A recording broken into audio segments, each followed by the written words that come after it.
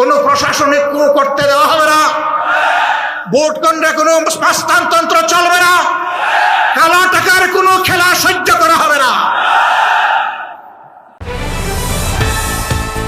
আওয়ামী ফ্যাসিবাদ আমলে নির্বাচনের মতো যদি স্বপ্ন দেখে থাকেন, তাহলে মহান আল্লাহর সাহায্যে সেই স্বপ্নকে দুঃস্বপ্নে পরিণত করব। রংপুরে জামাতে আমির। কেউ যদি আওয়ামী ফ্যাসিবাদ আমলের নির্বাচনের স্বপ্ন দেখে থাকেন, আমরা বলবো মহান আল্লাহর সাহায্যে আমরা সেই স্বপ্নকে দুঃস্বপ্নে পরিণত করবো ইনশাআল্লাহ। শুক্রবার 4 জুলাই রংপুর জেলা স্কুল মাঠে বাংলাদেশ জামাতে ইসলামের বিভাগীয় জনসভায় প্রধান অতিথির বক্তব্যে ডাক্তার শফিকুর রহমান এমন কড়া হুঁশিয়ারি দিয়েছেন। রংপুর জেলা মহানগরী জামাতে ইসলামের উদ্যোগে এই জনসভার আয়োজন করা হয়। ওই পথসভায় জামাতে ইসলামের আমির ডাক্তার শফিকুর রহমান বলেছেন, সুষ্ঠু নির্বাচনের জন্য কিছু মৌলিক সংস্কার অবশ্যই করতে হবে। আমরা সেই সংস্কারগুলোর কথা বলেছি। আমরা সংস্কারগুলো আদায় করে ছাড়ব এবং সুষ্ঠু নির্বাচনও ইনশাআল্লাহ আদায় করে ছাড়ব। জামাতে ইসলামী দলটির আমির শফিকুর রহমান বলেছেন, জাতীয় নির্বাচনে কোনো প্রশাসনিক ক্রু করতে দেব না আমরা। ভোট কেন্দ্রে কোনো মাস্তানি বরদাস্ত করবে না জামাতে ইসলাম। কালো টাকার কোনো খেলা সহ্য করবে না জামাতে ইসলাম। তবে এর আগে সৈয়দপুর বিমানবন্দরে সাংবাদিকদের করা এক প্রশ্নের উত্তরে জামাতে আমির ডাক্তার শফিকুর রহমান বলেন, বর্তমানে দেশের যে পরিবেশ রয়েছে তাতে এই অবস্থায় সুষ্ঠু নির্বাচনের কথা কল্পনাও করা যায় না।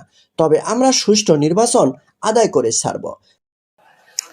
আজকে আমি যখন সৈয়দপুর এয়ারপোর্টে নামলাম, কিছু সাংবাদিক বন্ধু আমাকে ঘিরে ধরল। আমি বললাম, ভাই আজকে তো কথা হবে জনসভায়, এখানে কথা না বলি। বলেছে না, আমরা ওখানে যাচ্ছি না, আমরা এখানে এই 2-1টি কথা অতি অল্প সময় শুনতে চাই। এর মধ্যেই প্রথম প্রশ্ন, বর্তমান পরিবেশে আপনি কি মনে করেন সুষ্ঠু নির্বাচন সম্ভব? আমি বললাম, আমি কি বলবো, পাটগ্রাম তো আপনাদের একেবারে কাছে। পাটগ্রামে কি হচ্ছে কি হয়েছে আপনারা দেখতে পাচ্ছেন।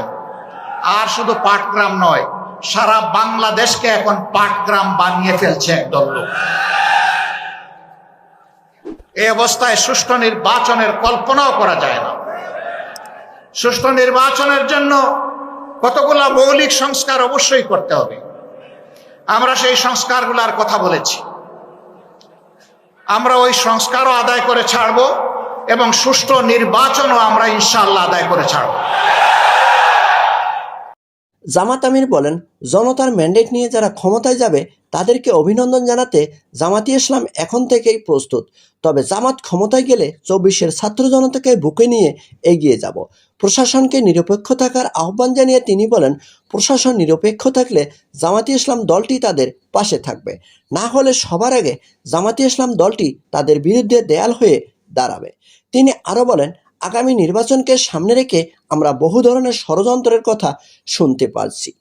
বহু ধরনের ষড়যন্ত্র আমরা লক্ষ্য করছি, বহু ধরনের কথাবার্তা ময়দানে শুনতে পাচ্ছি, বহু ধরনের ইঞ্জিনিয়ারিং এর আলামত বুঝতে পারছি। আমরা সবাইকে স্মরণ করিয়ে দেই, এই শেখ হাসিনা, তার হাতে সকল বাহিনী ছিল, দুর্দণ্ড প্রতাপ ছিল, জায়গায় জায়গায় নিজের লোক বসিয়েছিল, ক্যাডার মাস্তানদের দিয়ে রাষ্ট্র পরিচালনা করেছিল। কিন্তু যখন জনগণের জাগরণ, জনগণের বিস্ফোরণ যখন হয়েছে, তখন কি তাকে আর কেউ রক্ষা করতে পেরেছে? তাহলে যেই জনগণ এত মূল্য দিয়ে একটা পরিবর্তন এনেছে, সেই জনগণ আরেকটা ফ্যাসিবাদ কায়েম করতে দিবে না ইনশাআল্লাহ। আমরা আপনাদেরকে কথা দিচ্ছি, ফ্যাসিবাদ বিরোধী এই লড়াই ততদিন চলবে যতদিন প্রিয় দেশের বুকে ফ্যাসিবাদের সামান্য চিহ্ন বর্তমান থাকবে। ফ্যাসিবাদকে নিশ্চিহ্ন না করা পর্যন্ত আমাদের লড়াই কেউ থামাতে পারবে না ইনশাআল্লাহ।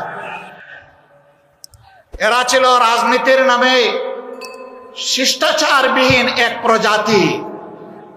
এরা রাজনীতির শিষ্টাচার জানতো না ভাই, জানতো না বলেই তাদের অপকর্মের স্বাদ ভোগ করে তারা বিদায় নিল।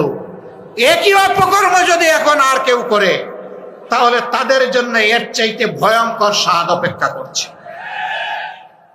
ওই সময় আমির জামাত কথা দেন, ফ্যাসিবাদকে এদেশ থেকে নিশ্চিহ্ন না করা পর্যন্ত ফ্যাসিবাদের বিরুদ্ধে জামাতের লড়াই অব্যাহত থাকবে।